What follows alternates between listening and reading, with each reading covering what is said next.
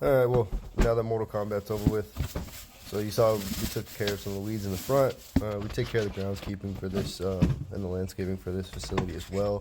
I use a zero turn and some weed whackers. I actually had a Husqvarna weed whacker stolen from me out of the back of my truck, right in front of my house too. Guy came back, apologized. I don't know what his deal was. I guess it got sold. I ended up having to fix another weed whacker that I had. I've been putting it off for too long. So we're good on that.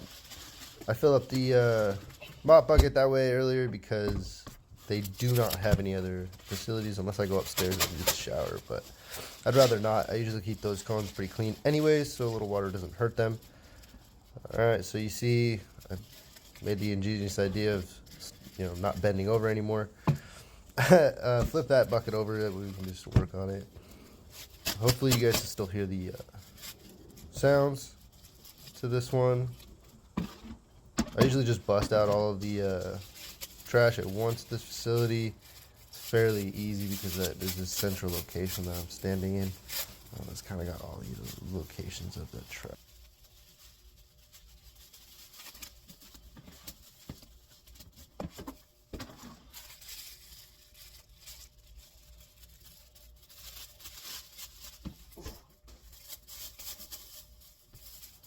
Sometimes we'll take these and we'll put we'll triple bag them at the beginning of the month.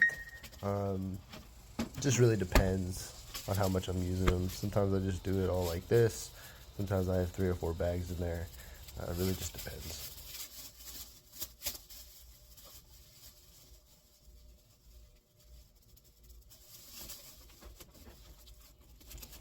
The downfall that I've only seen with the triple bagging is it takes a little more time because you are lining the trash can 3 times.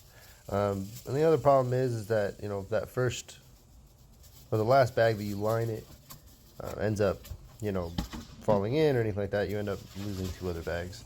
That's a cost to the company. See, this is a really thing that no one really likes. Liquid in the trash. I don't think anyone likes it as far as the line of trash goes. So keep that in mind, I guess, when you're throwing out stuff. I usually don't, throw any liquid in any trash. Maybe that's just because I look at it or not, but who knows. Get all these back into place.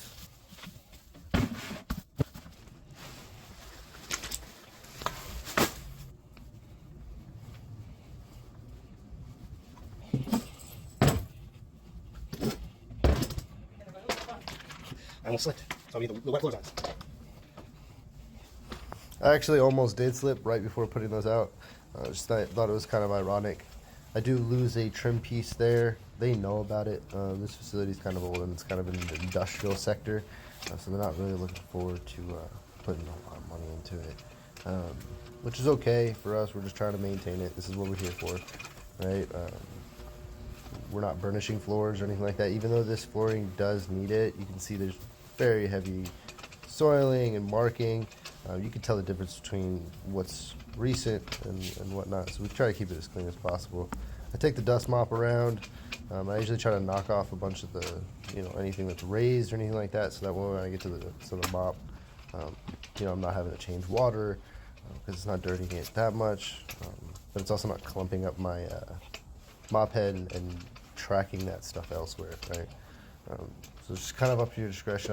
I haven't really found you know, go-to way. Sometimes I do it all the time. Sometimes I see that I don't need it. Sometimes I take out the Dyson vacuum and I'll vacuum this floor. I'll just turn the bristles off. Sometimes that works. There's a lot of roly-polies around, you know, dead little bugs and stuff like that, which is good. That means that their pest control is working and actively in place. That's something we have to worry about. We look at the facility as, you know, we're there when no one else is there, so we're able to see everything, right? We're able to kind of nitpick on all the stuff that's going on, you know, and maybe give them a heads up or something like that. But cleaning this office in here, this office gets really damp, I guess. There's not really a lot of airflow, is what I should say. So you actually end up seeing me take the dry mop and dry mopping after mopping. I let it dry for a little bit, but I end up taking the dry mop in there. The client had ended up calling me a while back and just kind of, you know, saying that it was still kind of moist in there. It is really damp. It's really very humid where we're at in Texas. There's been heat advisories and stuff. So a lot of humidity comes with that, a lot of moisture. So it'll end up pooling if you have a little bit too much, you know, solution in your mop bucket. Sometimes that'll leave streaking if it doesn't want to dry all the way.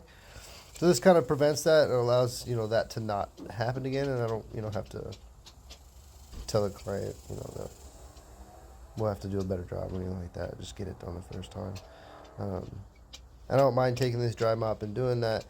I'll do it sometimes, you know, if the floor is just a little bit more wet than another spot, like it's not drying as quick before we leave. You might see me walk through a couple times. Yeah, see, like I said, industrial. These are concrete floors. These are terrible for the mop heads. So I do this as a courtesy just because I know that the guy that works there, I'm in that office. I usually go up to that point of where the line is right there, just because there's a lot of stuff back there as far as like, you know, stuff that can get grease and stuff that can get caught in my mop head. You know, that's a cost for us, so we have to watch out for that. I usually try to like doing that way I know that baseboard has been done, and I try to hit it and make sure that I get that other side of the baseboard as I'm going by. Figure eights, learned that a long time ago. Try to do that as much as possible. Really gets the stuff off and ensures you're actually mopping the floor. You see some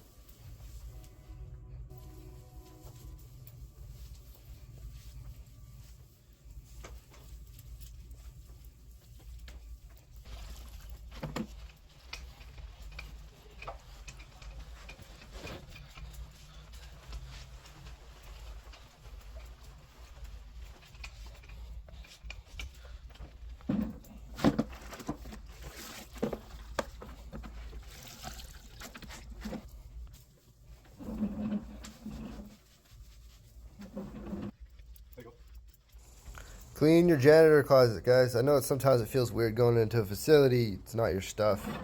You're not there all the time. And it was kind of a transition for me too. You know, I got to realize I'm running a company here, and no way is my company going to be cleaning. And then where we're accessing as far as, you know, how to get water and other stuff that's in the janitor closet. We kind of take responsibility for that. I don't put that in a quote. I don't accept, you know, that's something that we just feel like we're expected to do. So just make sure your guys' janitor closets are tidy and clean. Let's get it. I'm going to crop this last part later on. I'm going to compile that to one of the dirty dumps videos. This one's really gross.